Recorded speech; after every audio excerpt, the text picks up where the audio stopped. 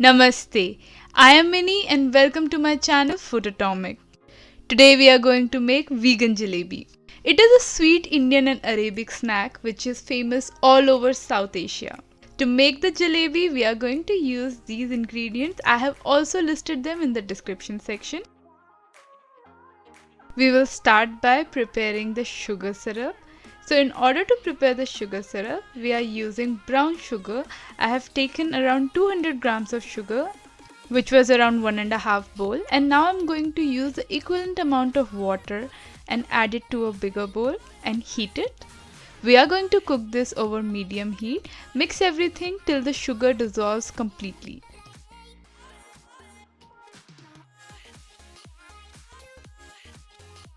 Once the sugar dissolves, add half teaspoon of cardamom powder. If you do not have cardamom powder, you can also choose to add whole cardamoms. Then add around 15 to 20 threads of saffron.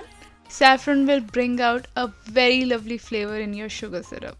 We will let the sugar syrup cook over low heat till it becomes thick. You can check the consistency of the sugar syrup. If it is sticking in between your fingers and you are able to see this kind of thread, that means your sugar syrup is ready. Also remember that once you switch off the heat, the sugar syrup will get even more thicker.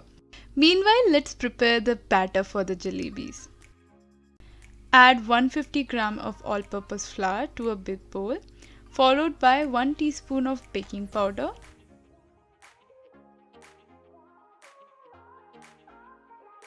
mix the dry ingredients well. Now comes the most important part.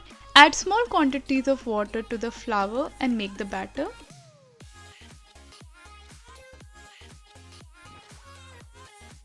Do not add too much water at once and keep mixing. And we have to make sure that it is not too watery and there is no lump formation.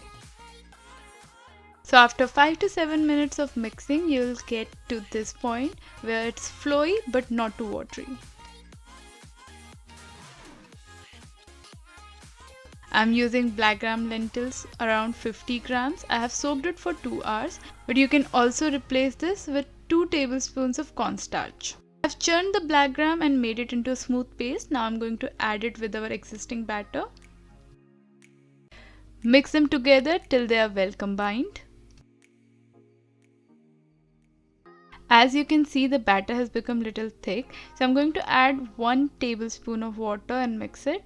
So again guys, remember consistency is the key. Do not add too much of water. We still need some thickness in our batter. Now we are going to put the batter into a piping cone. You can totally DIY this at home with a plastic bag.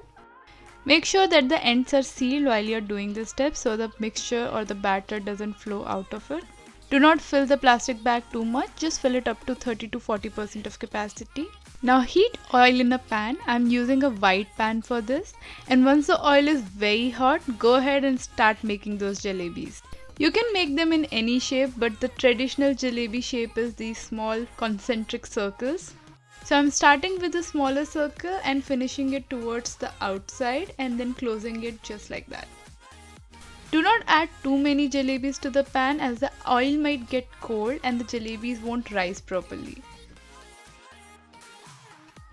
Now we'll let the jalebis cook.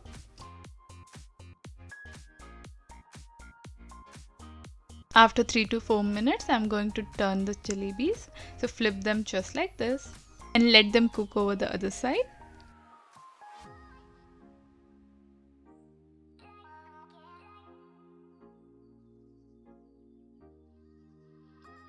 So after a couple of minutes, the jalebis are cooked properly. They are looking perfect and orange in color. Now it's time to add them to the sugar syrup. So make sure that all the oil is dripped out from the jalebi and then add it to the sugar syrup. Also ensure that the sugar syrup is not too hot or not too cold. It's warm so the jalebis will absorb it properly. Dip the jalebis properly inside the sugar syrup. Meanwhile, they are soaking the sugar syrup, we will prepare our next batch. We will let them soak in the sugar syrup for 5 to 7 minutes and then take it out and serve them hot. So as you can see, with just 150 grams of all-purpose flour, we were able to make quite a number of jalebis. Garnishing them with some chopped pistachio, but it's completely optional. So guys, wasn't this an easy recipe? It is so delicious and everybody in the home will love it.